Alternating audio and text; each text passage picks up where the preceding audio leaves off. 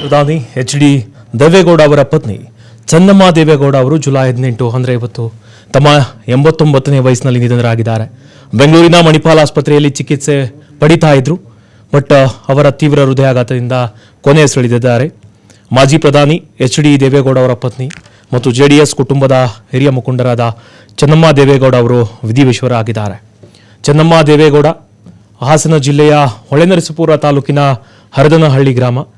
ರಾಜಕೀಯದಲ್ಲಿ ನೇರವಾಗಿ ಸ್ಪರ್ಧೆಯನ್ನು ಮಾಡಿಲ್ಲ, ಆದರೆ ದೇವೇಗೌಡರ ಕುಟುಂಬವನ್ನು ಒಗ್ಗೂಡಿಸುವ ವ್ಯಕ್ತಿಯಾಗಿ ಗುರುತಿಸಿಕೊಂಡಿದ್ದಾರೆ. ಎಚ್.ಡಿ. ದೇವೇಗೌಡ ಮತ್ತು ಚೆನ್ನಮ್ಮ ಅವರ ವಿವಾಹ 25 ಮೇ 1954ರಂದು ನೆರವೇರಿತು. ಆಗ ದೇವೇಗೌಡರಿಗೆ ಸುಮಾರು 21 ವರ್ಷ ವಯಸ್ಸು. ಈ ದಂಪತಿಯ ದಾಂಪತ್ಯ ಜೀವನಕ್ಕೆ 7 ದಶಕಗಳಿಗೂ ಕೂಡ ಅಧಿಕ ಇತಿಹಾಸವಿದೆ.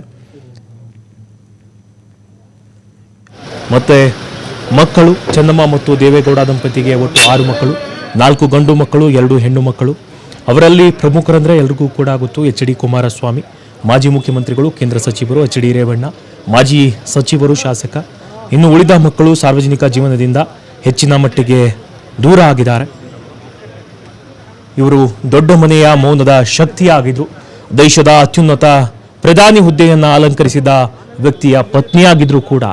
ಮಕ್ಕಳಾದಂತಹ ಎಚ್.ಡಿ. ಕುಮಾರಸ್ವಾಮಿ, ಎಚ್.ಡಿ. ರೇವಣ್ಣ ಅವರು ಉನ್ನತ ರಾಜಕೀಯ ಸ್ಥಾನದಲ್ಲಿ ಇದ್ರೂ ಕೂಡ ಚೆನ್ನಮ್ಮ ಅವರು ಎಂದಿಗೂ ಕೂಡ ರಾಜಕೀಯ ವೇದಿಕೆ ಹತ್ತಲಿಲ್ಲ.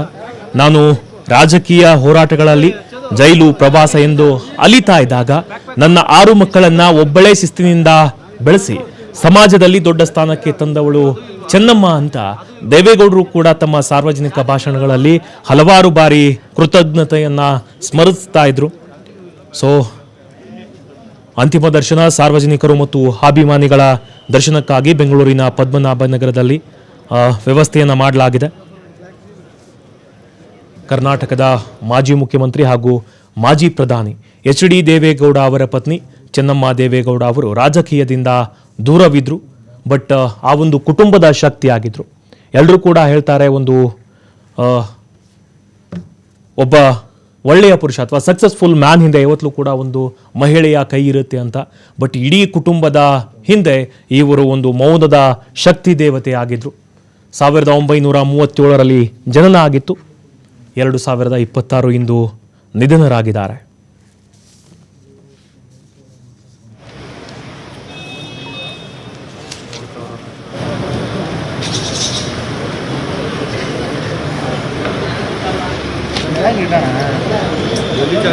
ಅಲ್ಲಿಡು, ಇಲ್ಲಿ ಗಲೀಜಾಗುತ್ತೆ, ಅಲ್ಲಿಡು.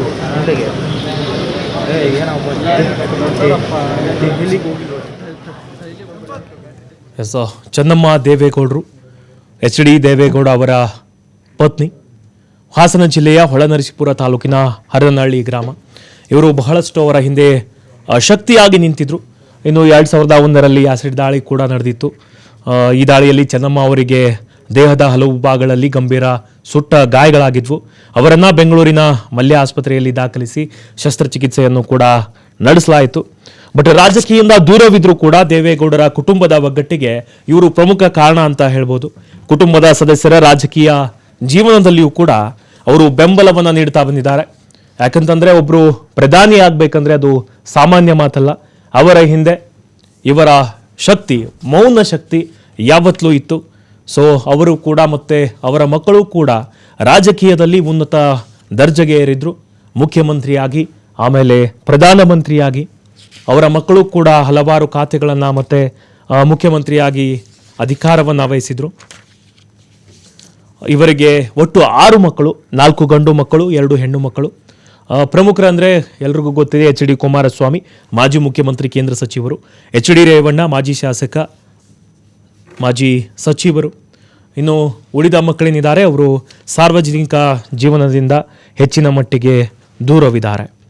ಇವರು ರಾಜಕೀಯವಾಗಿ ಗುರುತಿಸಿಕೊಳ್ಳದೇ ಇದ್ರೂ ಕೂಡ ದೇವೇಗೌಡ ಕುಟುಂಬದ ಬೆಂಬಲ ಸ್ತಂಭವಾಗಿ ನಿಂತಿದ್ರು. ಚೆನ್ನಮ್ಮ ಅವರ ಮೇಲೆ 2001ರ ಫೆಬ್ರವರಿ 21ರಂದು ಹರದನಹಳ್ಳಿ ಗ್ರಾಮದಲ್ಲಿ ಆಸಿಡ್ ದಾಳಿ ನಡೆದಿತ್ತು. ಕೌಟುಂಬಿಕ ಕಲಹದ ಹಿನ್ನೆಲೆಯಲ್ಲಿ ದೇವೇಗೌಡರ ತಮ್ಮನ ಮಗನಿಂದ ಈ ಕೃತ್ಯ ನಡೆದಿತ್ತು. ಘಟನೆಯಲ್ಲಿ ಚೆನ್ನಮ್ಮ ಹಾಗೂ ಅವರ ಸೊಸೆ ಭವಾನಿ ರೇವಣ್ಣಗೂ ಕೂಡ ಗಾಯಗಳಾಗಿದ್ವು. ಬಟ್ ಇವತ್ತು ಆ ಕುಟುಂಬ ಕಂಬನಿ ಮಿಡಿತಾ ಇದೆ. ದೇವೇಗೌಡರು ಕೂಡ ಕಣ್ಣೀರಿಡ್ತಾ ಇದ್ದಾರೆ. ಆಸ್ಪತ್ರೆಯಲ್ಲಿ ಮಾಜಿ ಪ್ರಧಾನಿ ದೇವೇಗೌಡರು ಕಣ್ಣೀರನ್ನು ಹಾಕಿದರು. ಇಷ್ಟು ವರ್ಷ ಏನು 21 ವಯಸ್ಸಿಗೆ ಮದುವೆ ಆಗಿದ್ರು. ಬಟ್ ಇಲ್ಲಿಯವರೆಗೂ 7 ದಶಕಗಳಿಗೂ ಕೂಡ ಅಧಿಕ ಇತಿಹಾಸವನ್ನು ಹೊಂದಿದ್ದಾರೆ. ಜೊತೆಯಾಗಿ ಸಾಗೋದು ಅಷ್ಟು ಈಸಿ ಅಲ್ಲ. ಇಲ್ಲಿಯವರೆಗೂ ಜೊತೆಯಾಗಿ ಸಾಗೋದಷ್ಟೇ ಅಲ್ಲ, ಅವರ ಸಕ್ಸಸ್ ಹಿಂದೆ, ಅವರ ಸಾರ್ವಜನಿಕ ಜೀವನದ ಹಿಂದೆ ಮೌನ ದೇವಿಯಾಗಿ, ಮೌನ ಶಕ್ತಿ ದೇವತೆಯಾಗಿ ಇದ್ದಿದ್ದು ಚೆನ್ನಮ್ಮ ದೇವೇಗೌಡ.